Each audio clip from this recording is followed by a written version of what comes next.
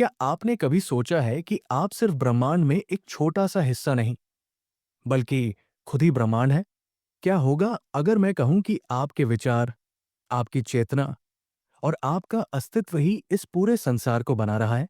आज की कहानी एक ऐसी किताब के बारे में है जो विज्ञान और आध्यात्मिकता के बीच का पुल बनाती है और हमें बताती है कि हम इस ब्रह्मांड के दर्शक नहीं, बल्कि निर्माता है। तो सवाल यह है, क्या आप जानने के लिए तैयार हैं कि आप कौन हैं असली में? तो चलिए पहले जानते हैं इस अद्भुत किताब और इसके लेखकों के बारे में। आज हम बात करने वाले हैं you are the universe, discovering your cosmic self and why it matters के बारे में। ये किताब दो महान दिमागों ने मिलकर लिखी है। पहले है दीपक चोपड़ा, जो एक प्रसिद्ध भारतीय अमेरिकी लेखक, चिकित्सक और आध्यात्मिक गुरु है। उन्होंने चेतना, स्वास्थ्य और मन शरीर के संबंध पर कई किताबें लिखी हैं। और दूसरे हैं मीनास कफाटोस, जो मिड से पीएचडी किए हुए एक प्रतिष्ठित भौतिक विज्ञानी हैं। वे कॉस्मोलॉजी, क्वांटम फिजिक्स और क्लाइमेट चेंज पर काम करते हैं। इस किताब का उद्देश्य बहुत साफ है। ये हमें दिखाना चाहती है कि ब्रह्मांड कोई ठंडा, खाली स्पेस नहीं है, जहां हम बस एक छोटी सी धूल के कण हैं, बल्कि ये एक ह्यूमन यूनिवर्स है, एक ऐसा ब्रह्मांड जो हमारी चेतना से बना है, हमारे साथ जीवित है और हमारे द्वारा को क्रिएट किया जा रहा है। अब आइए गहराई से समझते हैं इस किताब के मुख्य विचारों को। किताब को दो मुख्य भागों में बांटा गया है। पहला भाग दी अल्टीमेट मिस्ट्रीज है, जहां 9 बड़े सवालों के जवाब दिए गए हैं। और दूसरा भाग एम्ब्रेसिंग योर कॉस्मिक सेल्फ है, जहां प्रैक्टिकल एप्लीकेशंस बताई गई हैं। पार्ट 1, दी अल्टीमेट मिस्ट्रीज, ब्रह्मांड के सबसे बड़े रहस्य। चैप्टर 1, बिग बैंग से पहले क्या था? ये सवाल सुनते ही दिमाग चकरा जाता है ना? लेखक कहते हैं कि समय और स्पेस बिग बैंग के साथ ही शुरू हुए, तो पहले का कोई कॉन्सेप्ट ही नहीं था। लेकिन असली बात यह है, क्वांटम लेवल पर सब कुछ एक पोटेंशियल स्टेट में था, इंफॉर्मेशन के रूप में, मैटर नहीं, बल्कि प्योर इंफॉर्मेशन। यानी ब्रह्मांड की शुरुआत कॉन्शियसनेस से हुई, मैटर से नहीं। चैप्टर 2, ब्रह्मांड इतनी परफेक्टली क्यों बना है? क्या आपने कभी सोचा है कि कैसे इतनी केओस से इतनी परफेक्ट ऑर्डर बनी? अर्थ पर लाइफ के लिए जो कंडीशंस चाहिए, ऑक्सीजन, पानी, टेम्परेचर, सब कुछ इतना परफेक्ट कैसे है? साइंटिस्ट्स इसे फाइन ट्यूनिंग प्रॉब्लम कहते हैं, लेकिन चोपड़ा और कफाटोस का जवाब है, ये कोइंसिडेंस नहीं है। ब्रह्मांड खुद को सेल्फ ऑर्गेनाइज करता है और ये सब कॉन्शियसनेस की वजह से होता है। ब्रह्मांड जानता है कि क्या बनाना है, क्योंकि वो कॉन्शियस है। चैप्टर 3, टाइम कहां से आया? टाइम एक बहुत ही अजीब चीज है।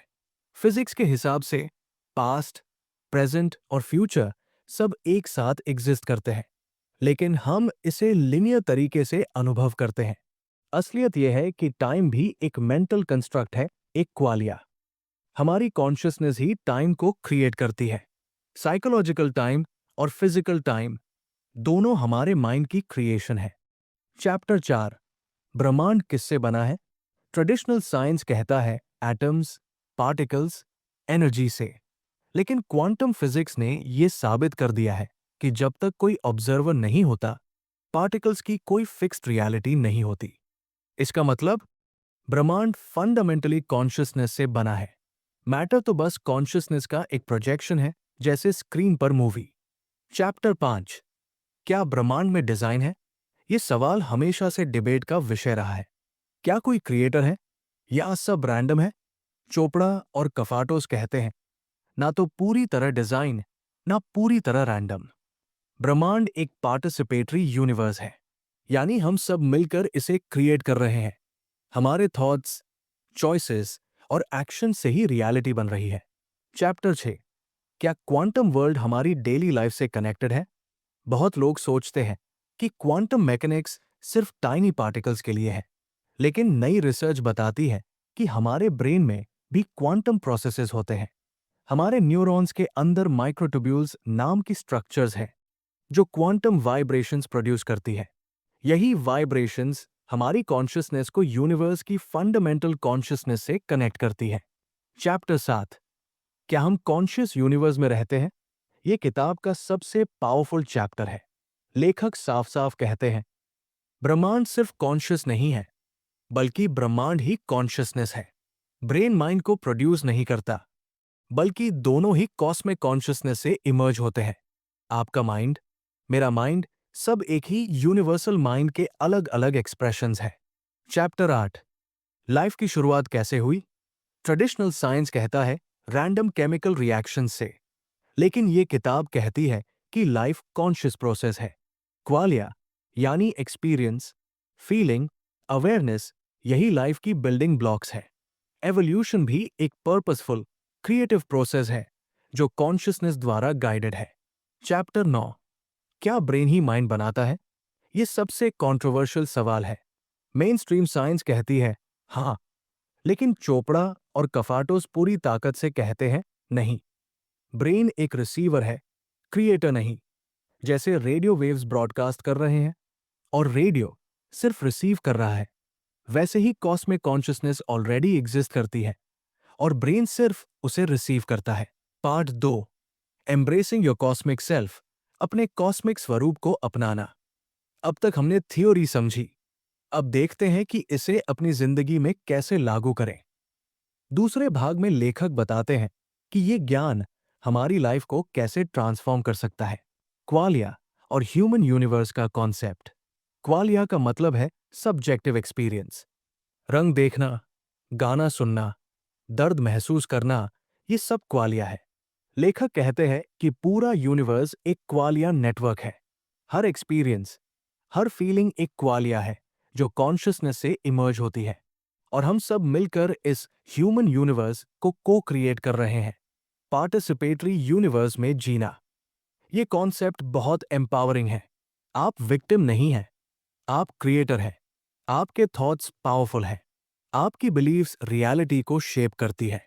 जब आप ये समझ जाते हैं, तो आप एक्टिवली अपनी रियलिटी को चूज कर सकते हैं। कॉस्मिक कॉन्शियसनेस से कनेक्शन। लेखक 4 प्रिंसिपल्स देते हैं जिनसे जीना चाहिए। जो भी आप एक्सपीरियंस कर रहे हैं, वो आपकी कंडीशन माइंड का प्रोजेक्शन है। असली आप कभी पैदा नहीं हुए और मरेंगे भी नहीं, क्योंकि आप टाइम के बाहर हैं। अस्तित्व की फंडामेंटल नेचर ईगो फ्री है। अगर आप किसी चीज को नेम कर सकते हैं या एक्सपीरियंस कर सकते हैं, तो वो आप नहीं है, आप वो हैं जो नेमिंग और एक्सपीरियंसिंग कर रहा है। Personal transformation.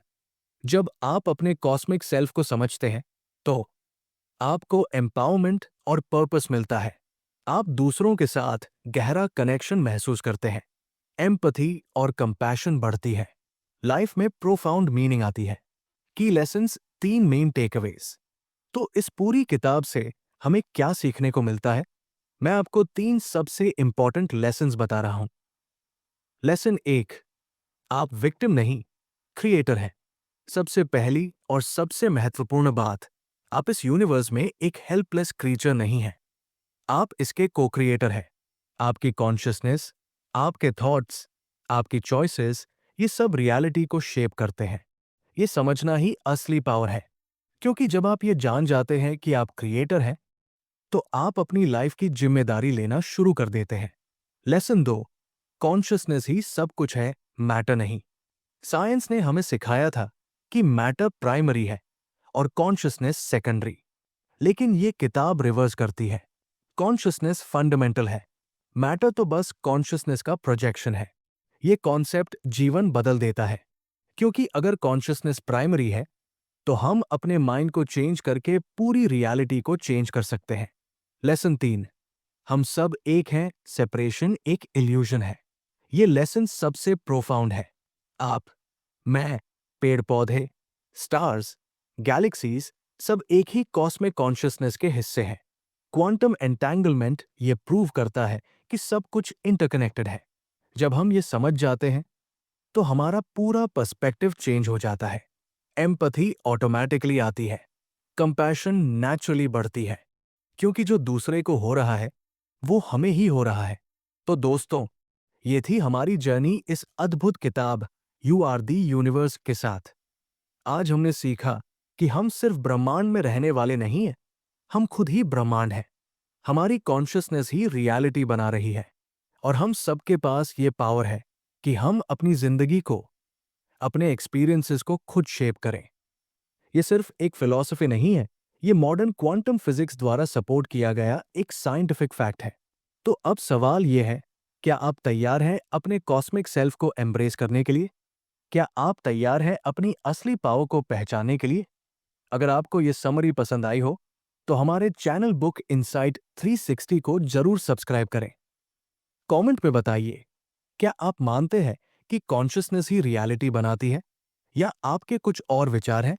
याद रखिए, आप सिर्फ यूनिवर्स में एक बूंद नहीं हैं, आप पूरा ओशन हैं, आप इन्फिनिट पॉसिबिलिटीज हैं, आप ब्रह्मांड हैं। मिलते हैं अगली समरी में। तब तक के लिए कॉन्शियस रहिए, अवेयर रहिए और अपनी रियलिटी को क्रिएट करते रहिए। धन्यवाद।